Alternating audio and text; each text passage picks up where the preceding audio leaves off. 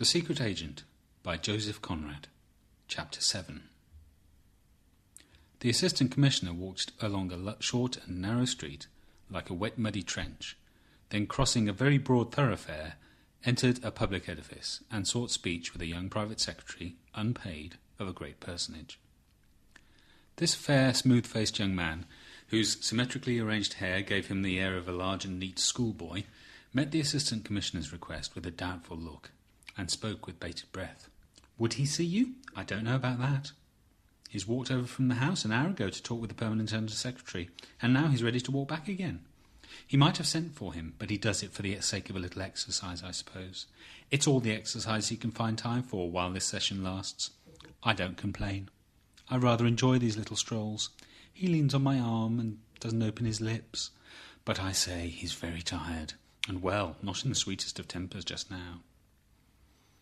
It's in connection with that Greenwich affair. Oh, I say, he's very bitter against you people. But I will go and see if you insist. Do, that's a good fellow, said the Assistant Commissioner. The unpaid secretary admired this pluck. Composing for himself an innocent face, he opened a door and went in with the assurance of a nice and privileged child. And presently he reappeared with a nod to the Assistant Commissioner, who, passing through the same door, left open for him, found himself with a great personage in a large room. Vast in bulk and stature, with a long white face, which, broadened at the base by a big double chin, appeared egg-shaped in the fringe of thin grey whisker, the great personage seemed an expanding man. Unfortunate from a tailoring point of view, the cross-folds in the middle of a buttoned black coat added to the impression, as if the fastenings of the garment were tried to the utmost. From the head, set upward on a thick neck, the eyes, with puffy lower lids, stared with a haughty droop on each side of a hooked, aggressive nose, nobly salient in the vast pale circumference of the face.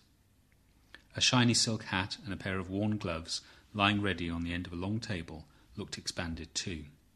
Enormous. He stood on the hearthrug in big, roomy boots, and uttered no word of greeting. I would like to know if this is the beginning of another dynamite campaign, he asked at once, in a deep, very smooth voice. Don't go into details. I have no time for that. The Assistant Commissioner's figure before this big and rustic presence had the frail slenderness of a reed addressing an oak, and indeed the unbroken record of that man's descent surpassed in the number of centuries the age of the oldest oak in the country. No, as far as one can be positive about anything, I can assure you that it is not. Yes, but your idea of assurances over there, said the great man with a contemptuous wave of his hand towards a window giving on to the broad thoroughfare, seems to consist mainly in making the Secretary of State look a fool. I have been told positively, in this very room less than a month ago, that nothing of this sort was even possible. The Assistant Commissioner glanced in the direction of the window calmly. You will allow me to remark, Sir Ethelred, that so far I have had no opportunity to give you assurances of any kind. The haughty droop of the eyes was focused now upon the Assistant Commissioner. True, confessed the deep, smooth voice. I sent for heat. You are still rather a novice in your new berth, and how are you getting on over there? I believe I am learning something every day. Of course. Of course. I hope you'll get on. Thank you, Sir Ethelred. I've learned something today, and even within the last hour or so. There is much in this affair of a kind that does not meet the eye in the usual anarchist outrage, even if one looked into it as deep as can be. That's why I'm here. The great man put his arms akimbo, the backs of his big hands resting on his hips. Very well. Go on. Only no details, pray. Spare me the details. You shall not be troubled with them, Sir Ethelred, the Assistant Commissioner began, with a calm and untroubled assurance. While he was speaking, the hands on the face of the clock behind the great man's back, a heavy, glistening affair of massive scrolls in the same dark marble as the mantelpiece, and with a ghostly, evanescent tick, had moved through the space of 7 minutes. He spoke with a studious fidelity to a parenthetical manner, into which every little fact, that is, every detail, fitted with delightful ease. Not a murmur, nor even a movement, hinted at interruption. The great personage might have been the statue of one of his own princely ancestors, stripped of a crusader's war harness and put into an ill-fitting frock coat. The Assistant Commissioner felt as though he were at liberty to talk for an hour, but he kept his head, and at the end of the time mentioned above, he broke off with a sudden conclusion which, reproducing the opening statement, pleasantly surprised Sir Ethelred by its apparent swiftness and force. The kind of thing which meets us under the surface of this affair, otherwise without gravity, is unusual, in this precise form at least, and requires special treatment. The tone of Sir Ethelred was deepened, full of conviction. "I should think so, involving the ambassador of a foreign power." "Oh, the ambassador," protested the other, erect and slender, allowing himself a mere half-smile. "It would be stupid of me to advance anything of the kind, and it is absolutely unnecessary, because, if I am right in my surmises, whether ambassador or hall porter is a mere detail." Sir Ethelred opened a wide mouth, like a cavern, into which the hooked nose seemed anxious to peer. There came from it a subdued rolling sound, as from a distant organ, with the scornful indignation stop. "No, these people are too impossible. What do they mean by importing their methods of crim-tartary here? A Turk would have more decency." "You forget, Sir Ethelred, that strictly speaking we know nothing positively as yet." "No, but how would you define it, shortly?" "Barefaced audacity amounting to childishness of a peculiar sort." "We can't put up with the innocence of nasty little children," said the great and expanded personage, expanding a little more, as it were. The haughty drooping glance struck crushingly the carpet at the Assistant Commissioner's feet. "They'll have to get a hard rap on the knuckles over this affair. We must be in a position to... What is your general idea, stated shortly? No need to go into details." "No, Sir Ethelred. In principle, I should lay it down that the existence of secret agents should not be tolerated, as tending to augment the positive dangers of the evil against which they are used. That the spy will fabricate his information is a mere commonplace, but in the sphere of political and revolutionary action, relying partly on violence, the professional spy has every facility to fabricate the very facts themselves, and will spread the double evil of emulation in one direction, and of panic, hasty legislation, unreflecting hate on the other. However, this is an imperfect world." The deep-voiced presence on the hearthrug, motionless, with big elbows stuck out, said hastily, "Be lucid, please." "Yes, Sir Ethelred, an imperfect world.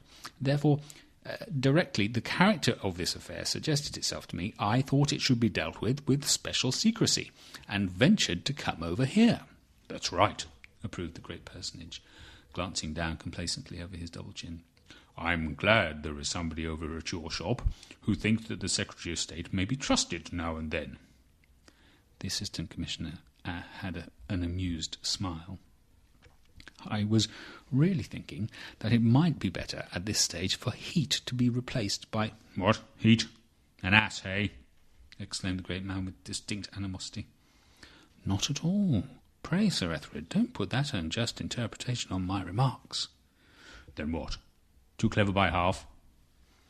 "Neither. At least, not as a rule. All the grounds of my surmises I have from him. The only thing I've discovered by myself is that he has been making use of that man privately. Now, who could blame him? He's an old police hand. He told me virtually that he must have tools to work with. It occurred to me that this tool should be surrendered to the Special Crimes Division as a whole, instead of remaining the private property of Chief Inspector Heat. I extend my conception of our departmental duties to the suppression of the secret agent, but Chief Inspector Heat is an old departmental hand. He would accuse me of perverting its morality and attacking its efficiency. He would define it bitterly as protection extended to the criminal class of revolutionaries. It would mean just that to him." "Yes, but what do you mean?" "I mean to say first that there's but poor comfort in being able to declare that any given act of violence, damaging property or destroying life, is not the work of anarchism at all, but of something else altogether, some species of authorised scoundrelism. This, I fancy, is much more frequent than we suppose. Next, it's obvious that the existence of these people in the pay of foreign governments destroys in a measure the efficiency of our supervision. A spy of that sort can afford to be more reckless than the most reckless of conspirators. His occupation is free from all restraint. He is without as much faith as is necessary for complete negation, and without that much law as is implied in lawlessness. Thirdly, the existence of these spies amongst the revolutionary groups, which we are reproached for harbouring here, does away with all certitude. You have received a reassuring statement from Chief Inspector Heat some time ago. It was by no means groundless, and yet this episode happens. I call it an episode because this affair, I make bold to say, is episodic. It is in no part of any general scheme, however wild. The very peculiarities which surprise and perplex Chief Inspector Heat establish its character in my eyes. I am keeping clear of details, Sir Ethelred. The personage on the hearthrug had been listening with profound attention. Yeah, just so. Be as concise as you can. The Assistant Commissioner intimated by an earnest deferential gesture that he was anxious to be concise. There is a peculiar stupidity and feebleness in the conduct of this affair, which gives me excellent hopes of getting behind it and finding there something else than an individual freak of fanaticism. For it is a planned thing, undoubtedly.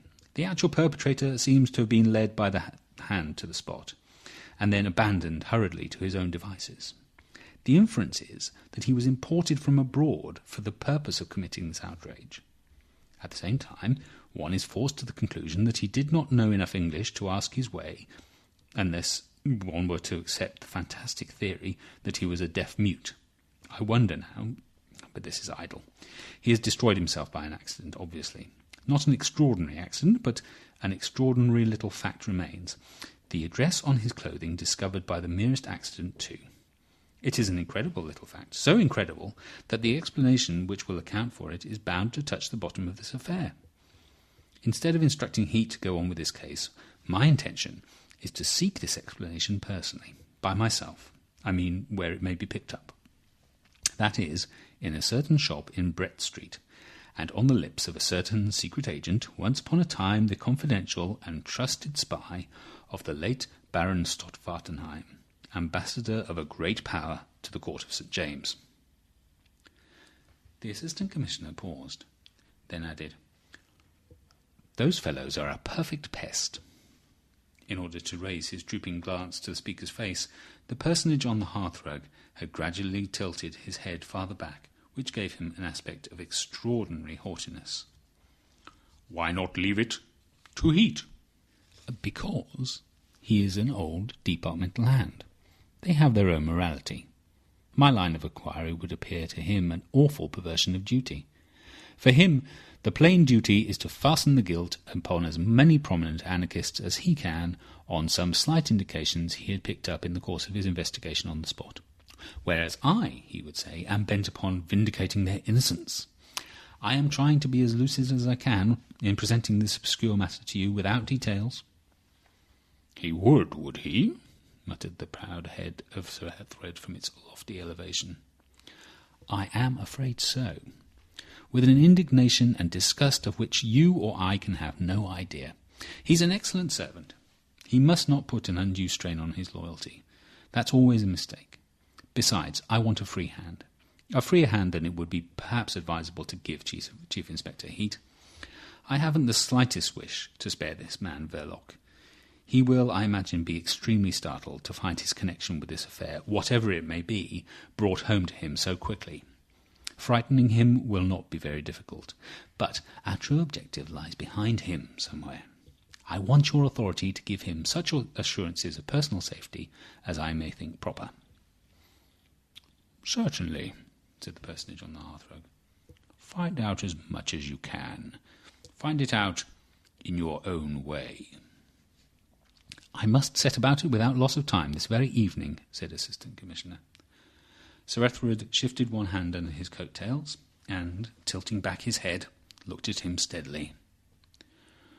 "We have a late sitting tonight. he said. "Come to the house with your discoveries if we are not gone home. I'll warn Toodles to look out for you. He'll take you into my room." The numerous family and the wide connections of the youthful-looking private secretary cherished for him the hope of an austere and exalted destiny. Meantime, the social sphere he adorned, in his hours of idleness, chose to pet him under the above nickname, and Sir Ethelred, hearing it upon the lips of his wife and girls every day, mostly at breakfast time, had conferred upon it the dignity of unsmiling adoption. The Assistant Commissioner was surprised and gratified extremely. "I shall certainly bring my discoveries to the house on the chance of you having the time to—" "I won't have the time," interrupted the great personage, "but I will see you. I haven't the time now. And you're going yourself?" "Yes, Sir Ethelred. I think it the best way." The personage had tilted his head so far back that in order to keep the Assistant Commissioner under his observation, he had to nearly close his eyes. And how do you propose? Will you assume a disguise?" "Hardly a disguise. I'll change my clothes, of course." "Oh, of course," repeated the great man with a great sort of absent-minded loftiness. He turned his big head slowly, and over his shoulders gave a haughty oblique stare to the ponderous marble timepiece with a sly, feeble tick. The gilt hands had taken the opportunity to steal through no less than 25 minutes behind his back. The Assistant Commissioner, who could not see them, grew a little nervous in the interval, but the great man presented to him a calm and undismayed face. "Very well, then," he said, and paused as if in a deliberate contempt of the official clock. "But what first put you in motion in this direction?" "I've always been of opinion," began the Assistant Commissioner. "Ah, yes, opinion. That's of course. But the immediate motive—" "What shall I say, Sir Ethelred? A new man's antagonism to old methods? A desire to know something at first hand? Some impatience?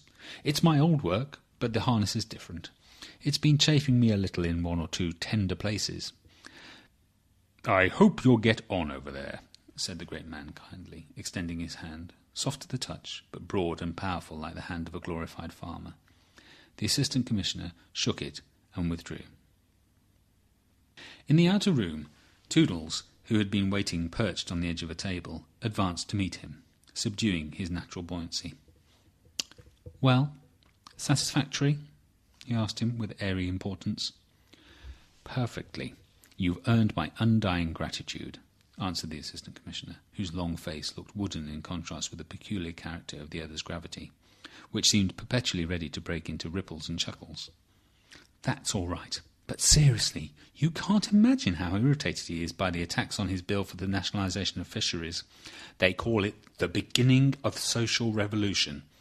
Of course it's a revolutionary measure, but these fellows have no decency. The personal attacks—" "I read the papers," remarked the Assistant Commissioner. "Odious, eh? And you have no notion what a mass of work he has got to get through every day. He does it all himself. Seems unable to trust anyone with those fisheries. And yet he's given a whole half hour to the consideration of my very small sprat," interjected the Assistant Commissioner. "Small, is it? I'm glad to hear that. But it's a pity you didn't keep away then. This fight takes it out of him frightfully. The man's getting exhausted.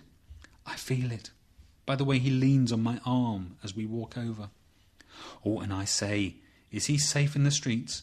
Mullins has been marching his men up here this afternoon. There's a constable stuck by every lamppost, and every second person we meet between this and the palace yard is an obvious tech. It will get on his nerves presently.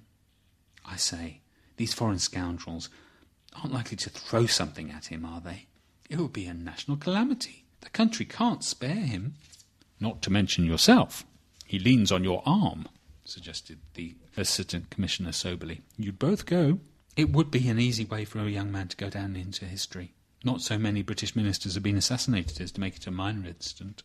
But seriously now, I'm afraid that if you want to go down into history, you'll have to do something for it. Seriously, there's no danger whatever for both of you but from overwork." The sympathetic Toodles welcomed this opening for a chuckle. "Oh, the fisheries won't kill me. I'm used to late hours," he declared with ingenuous levity. But, feeling an instant compunction, he began to assume an air of statesmanlike moodiness as one draws on a glove. "His massive intellect will stand any amount of work. It's his nerves that I'm afraid of. The reactionary gang with that abusive brute Cheeseman at their head insult him every night." "If he will insist on beginning a revolution," murmured the Assistant Commissioner. "The time has come, and he is the only man great enough for the work," protested the revolutionary Toodles, flaring up under the calm, speculative gaze of the Assistant Commissioner. Somewhere in a corridor a distant bell tinkled urgently, and with devoted vigilance the young man pricked up his ears at the sound. "Oh, he's ready to go now," he exclaimed in a whisper, snatched up his hat and vanished from the room. The Assistant Commissioner went out by another door in a less elastic manner. Again he crossed the wide thoroughfare, walked along a narrow street, and re-entered hastily his own departmental buildings. He kept up his accelerated pace to the door of his private room. Before he closed it fairly, his eyes sought out his desk. He stood still for a moment, then walked up, looked all round on the floor, sat down in his chair, rang a bell, and waited. "Chief Inspector Heat gone yet?" Yes, sir. Went away half an hour ago." He nodded. "That will do." And sitting still, with his hat pushed off his forehead, he thought that it was just like Heat's confounded cheek to carry off quietly the only piece of material evidence. But he thought this without animosity.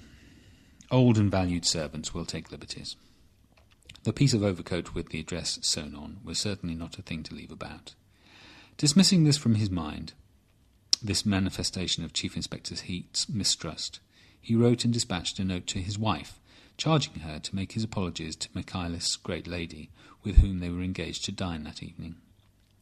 The short jacket and the low, round hat he assumed in a sort of curtained alcove containing a washstand, a row of wooden pegs and a shelf, brought out wonderfully the length of his grave brown face.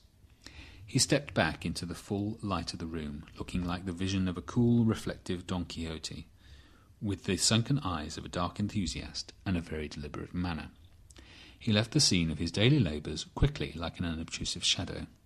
His descent into the street was like the descent into a slimy aquarium from which the water had been run off.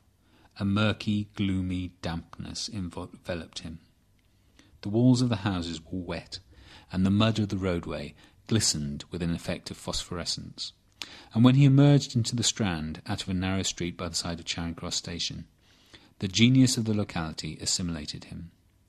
He might have been but one more of the queer foreign fish that can be seen of an evening about there, flitting round the dark corners. He came to a stand on the very edge of the pavement and waited. His exercised eyes had made out in the confused movements of lights and shadows thronging the roadway the crawling approach of a hansom. He gave no sign, but when the low step gliding along the curbstone came to his feet, he dodged in skilfully in front of the big turning wheel and spoke up through the little trap-door almost before the man gazing supinely ahead from his perch was aware of having been boarded by a fare. It was not a long drive. It ended by signal abruptly, nowhere in particular, between two lamp-posts before a large drapery establishment, a long range of shops already lapped up in sheets of corrugated iron for the night. Tendering a coin through the trap-door, the fare slipped out and away, leaving an effect of uncanny, eccentric ghastliness upon the driver's mind. But the size of the coin was satisfactory to his touch, and his education not being literary, he remained untroubled by the fear of finding it presently turned into a dead leaf in his pocket. Raised above the world of fares by the nature of his calling, he contemplated their actions with a limited interest. The sharp pulling of his horse right round expressed his philosophy. Meantime, the Assistant Commissioner was already giving his order to a waiter in a little Italian restaurant around the corner, one of those traps for the hungry, long and narrow, baited with a perspective of mirrors and white napery. Without air, but with an atmosphere of their own, an atmosphere of fraudulent cookery, mocking an abject mankind in the most pressing of its miserable necessities. In this immoral atmosphere, the Assistant Commissioner reflecting upon his enterprise, seemed to lose some more of his identity. He had a sense of loneliness, of evil freedom. It was rather pleasant. When, after paying for his short meal, he stood up and waited for his change, he saw himself in the sheet of glass and was struck by his foreign appearance. He contemplated his own image with a melancholy, inquisitive gaze, then, by sudden inspiration, raised the collar of his jacket. This arrangement appeared to him commendable, and he completed it by giving an upward twist to the ends of his black moustache. He was satisfied by the subtle modification of his personal aspect caused by these small changes. That'll do very well, he thought. I'll get a little wet, a little splashed. He became aware of the waiter at his elbow and of a small pile of silver coins on the edge of the table before him. The waiter kept one eye on it, while his other eye followed the long black back of a tall, not very young girl who passed up to a distant table, looking perfectly sightless and altogether unapproachable. She seemed to be a habitual customer. On going out, the Assistant Commissioner made to himself the observation that the patrons of the place had lost in the frequentation of fraudulent cookery all their national and private characteristics. And this was strange, since the Italian restaurant is such a peculiarly British institution. But these people were as denationalised as the dishes set before them, with every circumstance of unstamped respectability. Neither was their personality stamped in any way, professionally, socially, or racially. They seemed created for the Italian restaurant, unless the Italian restaurant had been perchance created for them. But that last hypothesis was unthinkable, since one could not place them anywhere outside those special establishments. One never met these enigmatical persons elsewhere. It was impossible to form a precise idea what occupations they followed by day and where they went to bed at night. And he himself had become unplaced. It would have been impossible for anybody to guess his occupation. As to going to bed, there was a doubt even in his own mind, not indeed in regard to his domicile itself, but very much so in respect to the time when he would be able to return there.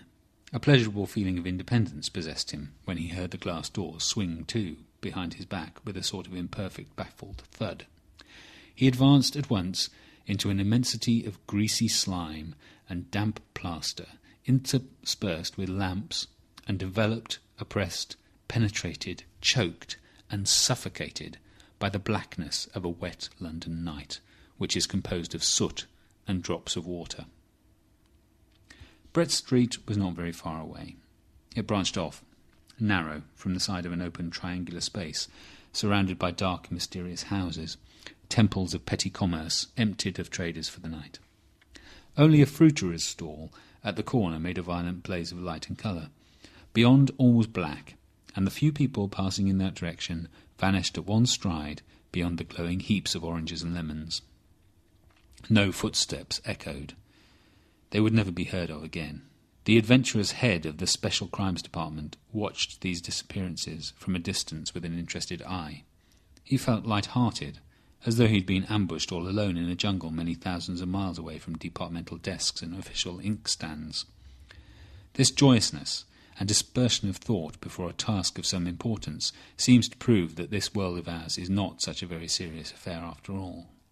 For the Assistant Commissioner was not constitutionally inclined to levity.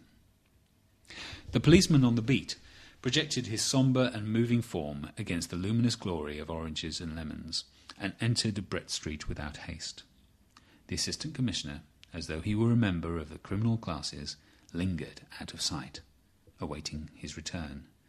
But this constable seemed to be lost for ever to the force. He never returned, must have gone out at the other end of Brett Street. The Assistant Commissioner, reaching this conclusion, entered the street in his turn, and came upon a large van, arrested in front of the dimly lit window-panes of a carter's eating-house. The man was refreshing himself inside, and the horses, their big heads lowered to the ground, fed out of nose-bags steadily. Farther on the opposite side of the street, another suspect patch of dim light issued from Mr. Verloc's shop-front, hung with papers, heaving with vague piles of cardboard boxes in the shapes of books. The Assistant Commissioner stood observing it across the roadway. There could be no mistake.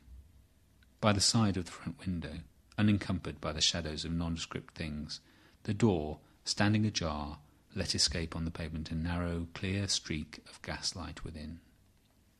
Behind the Assistant Commissioner, the van and horses, merged into one mass, seemed something alive. A square-backed black monster blocking half the street with sudden iron-shod stampings, fierce jingles and heavy blowing sighs. The harshly festive, ill-omened glare of a large and prosperous public house faced the other end of Brett Street across a wide road. This barrier of blazing lights, opposing the shadows gathered about the humble abode of Mr. Verloc's domestic happiness, seemed to drive the obscurity of the street back upon itself, make it more sullen, brooding, and sinister.